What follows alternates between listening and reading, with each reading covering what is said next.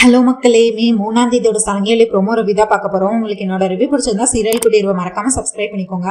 இதில் அபூர்வா கேபி உயிரோட இருக்காங்க கண்டுபிடிச்சிட்டாங்க, துரத்திட்டு போகிறாங்க. அதுக்கடுத்து கேபி ஒரு ரூமில் போய் ஒளிஞ்சுக்கிறாரு. கதவுக்கு பின்னாடி கேபி இருக்கிறாரு, கதவுக்கு முன்னாடி அபூர்வா இருக்கிறாங்க. அபூர்வா கேபி நீ கதவை தொற, எனக்கு நீ உயிரோட இருக்கேன்னு எனக்கு அப்பவே தோணுச்சு, அதனாலதான் நான் உனக்கு பிண்ட பூஜை வச்சு உன்னை கண்டுபிடிக்கலாம்னு நினைச்சேன், ஆனா நீ அதையும் நடக்க விடாம பண்ணிட்ட அப்படின்னு சொல்லிட்டு, அப்பவே எனக்கு தெரியும்டா நீ உயிரோட தான் இருக்க அப்படின்னு சொல்லிட்டு அதுக்கடுத்து சொல்றாங்க. இந்த மாதிரி நீ வீட்டுக்குள்ள தைரியமா நீ மீரா கிட்டே பேசியிருக்க, எனக்கு எல்லாம் தெரியும் கேபி, உனக்கு நீ என்ன நினைச்சிட்டு இருக்க, ஏன் பார்வையில நீ செத்து போயிட்டேன்னு ஒரு நாடகத்தை போட்டுட்டு அதுக்கடுத்து நீ அந்த சாரதா கூட போய் சந்தோஷமா வாழலாம்னு நினைச்சிட்டு இருக்கியா?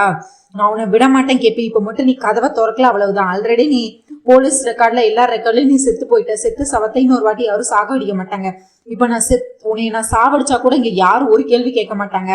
அந்த பூமி சாரதாவும் போய் யார்கிட்ட எந்த இதையும் சொல்ல முடியாது. ஆல்ரெடி நீ எல்லாரும் இந்த உலகத்தோட பார்வையில நீ எப்போ செத்து போயிட்டடா. இப்போ நான் உன்னை கொன்னாலும் யாரும் உன்னை கேட்க முடியாது, ஒழுங்கு மரியாதை இப்ப நீ கதவை திறக்க போறியா, அப்படி என்ன பண்ண போற அப்படின்னு சொல்லிட்டு அபூர்வா கதவை தட்டிக்கிட்டே இருக்காங்க. அந்த சைட்ல இருந்து கேபி முட்டு கொடுத்துக்கிட்டே இருக்கிறாரு, கதவை திறக்க விடாம பண்ணிட்டு. செத்த மாதிரி மீராவை வேணா ஏமாத்தலாம் கேப்ப, ஆனா என்ன ஏமாத்த முடியாது. எப்படியும் நீ இந்த உலகத்தோட பார்வையில நீ செத்து போயிட்ட. இப்ப நான் உன்னை சாகடிச்சா கூட யாராலும் உன்னை உதவி பண்ணும், உனக்கு ஹெல்ப் பண்ண முடியாது, உன்னை காப்பாற்றவும் முடியாது. உன்னை கொண்டுட்டு நான் போயிட்டே இருப்பேன், நீ ஒழுங்கு மரியாதை இப்போ நீ கதவை திறக்க போறியா இல்லையா கேபி அப்படின்னு சொல்லிட்டு கதவை தட்டி இவங்க உடச்சிக்கிட்டே இருக்கிறாங்க.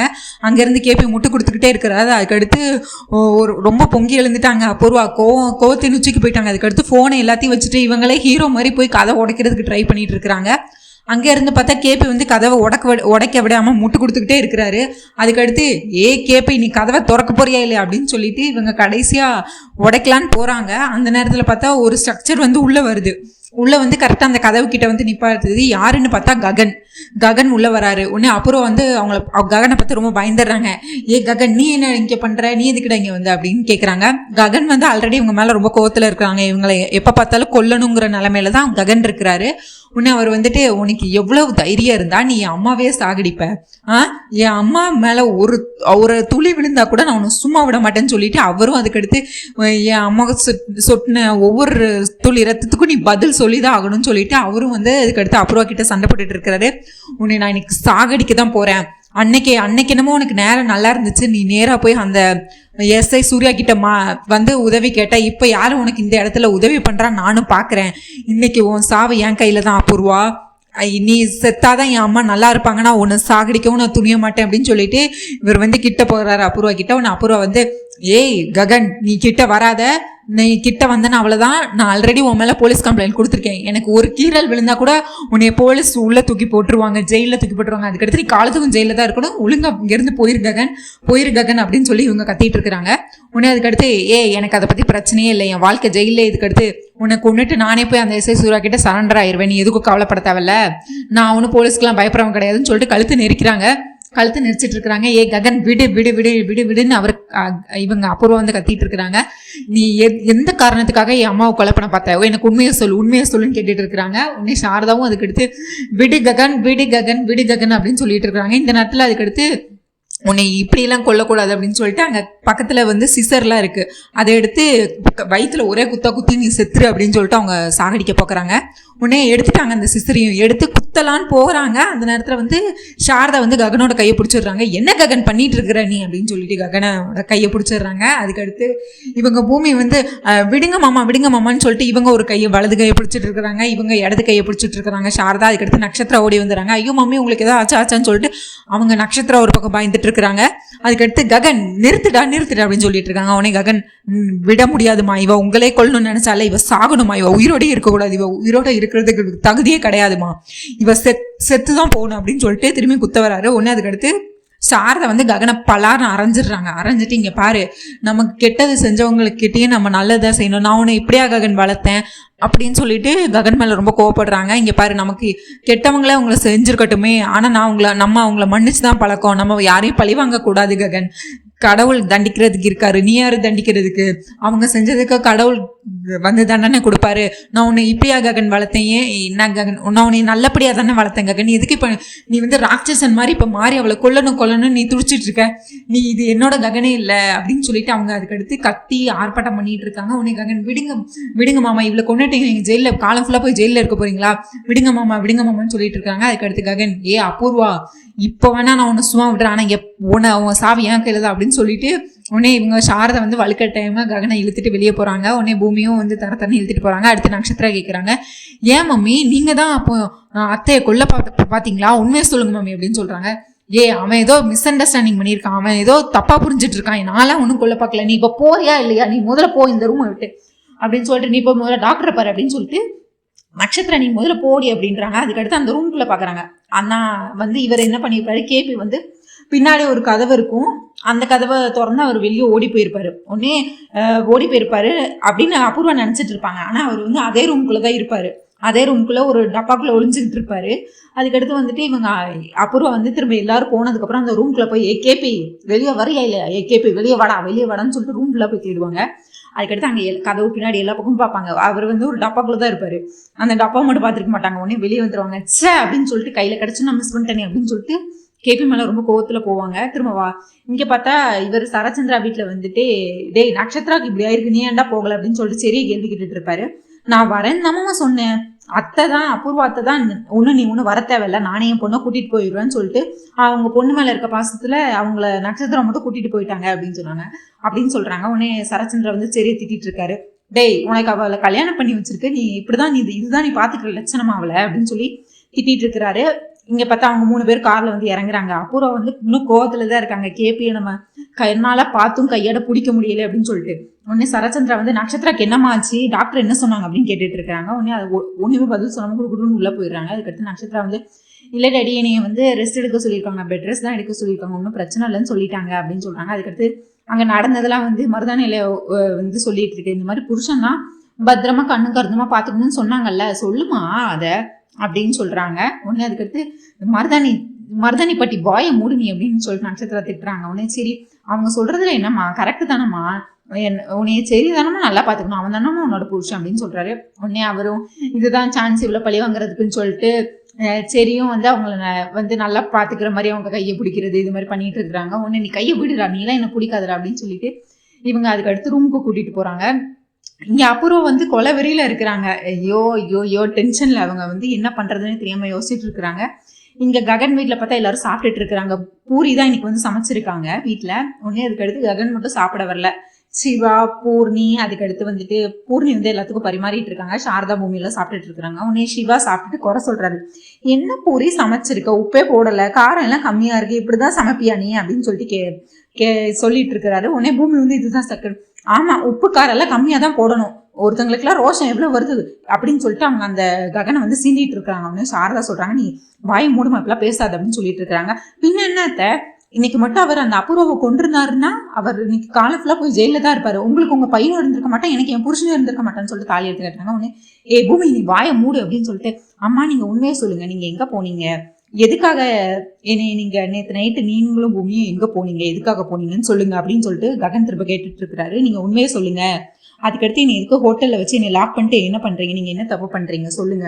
கண்டிப்பா அந்த பூமி போய் தான் சொல்லுவா, இவ வாய் திறந்தாலே புழுகுனி தான், இவ சரியான புழுகுனி, இவ வாயை திறந்தாலே போய் தான் சொல்லுவா, நீங்க சொல்லுங்கன்னு சொல்லிட்டு சாரதா கிட்ட கேட்டுட்டு இருக்கிறாங்க. உடனே சாரதாவும் வந்து என்ன சொல்றதுன்னு சொல்லிட்டு பூமியை பார்த்துட்டு இருக்காங்க. உடனே பூமியெல்லாம் நீங்க பாக்காதீங்கன்னு சொல்லிட்டு ஒரு தட்டு எடுத்து பூமி மூஞ்சி மறைச்சு வச்சுக்கிறாங்க. உடனே அதுக்கு அடுத்து நீங்க சொல்லுங்கம்மா, நான் உங்களை முழுசா நம்புறேன், நீங்க என்கிட்ட உண்மையதான் சொல்லுவீங்கன்னு எனக்கு தெரியும், நீங்க சொல்லுங்கம்மா அப்படின்னு சொல்லிட்டு ககன் கேட்டுட்டு இருக்கிறாங்க. உடனே சாரதாவும் வந்து அவங்க சும்மா உண்மையை சொல்ல முடியாதுல கேப்பின்னு சொல்லிட்டு, அதனால அவங்க சும்மா எனக்கு உடம்புல பிரச்சனைடா, எல்லாத்தையும் உங்ககிட்ட சொல்ல முடியுமா, இதெல்லாம் லேடிஸ் பிரச்சனை, எல்லா பிரச்சனையும் உங்ககிட்ட சொல்லணுமா அப்படின்னு சொல்றாங்க. உடனே அம்மா அப்படி உங்களுக்கு ஏதாவது பிரச்சனைனா நீங்க என்னைய கூப்பிட்டுருந்தா நான் உங்க கூட ஹாஸ்பிட்டல் வந்திருக்க போறேன், எதுக்கு தேவையில்லாம இந்த பூமியெல்லாம் கூட்டிட்டு போறீங்க, இனிமேல் நான் உங்க பிரச்சனையில தலையிட மாட்டேன். நீங்க திரும்ப சாரதா கிட்ட சொல்றாங்க, இங்க பாருங்க உங்களுக்கு ஆரோக்கியத்துல ஏதாவது பிரச்சனைனா நீங்க என்கிட்ட சொல்ல வேண்டாம்னா நீங்க சொல்ல வேண்டாம், அது உங்க இஷ்டம், ஆனா நீங்க வெளியே போகணும், எங்கேயாவது ஹாஸ்பிட்டல் போகணும் அப்படின்னா நீங்க எவ்வளவு லேட் ஆனாலும் பரவாயில்ல, என்ன ராத்திரியா இருந்தாலும் பரவாயில்ல, என்கிட்ட சொல்லுங்க, நான் தான் உங்களை கூட்டிட்டு போவேன் அப்படின்னு சொல்லிட்டு ககன் வந்து சொல்லிட்டு இருக்கிறாரு. அதுக்கடுத்து யாரை வேணா நம்புங்க,